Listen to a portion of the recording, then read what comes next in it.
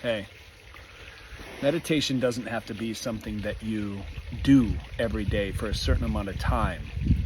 You don't have to chant or beat on a drum or do any of the other stuff that maybe gurus talk about to really feel and experience the kingdom of heaven or heaven on earth or bliss or a euphoric state. It can simply be something that is so personalized to you that when you do it, you get goosebumps or you feel the spirit, you feel the joy. You know, maybe you giggle inside when you're doing it, or you just feel a deep sense of serenity. For me, one of the things that I love to do is I just play this Native American flute. Am I good?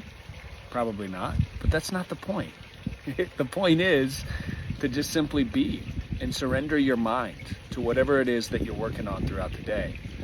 And for me, this is a powerful practice. What do you do to raise your vibes, to feel the chi increase, or to just connect to spirit?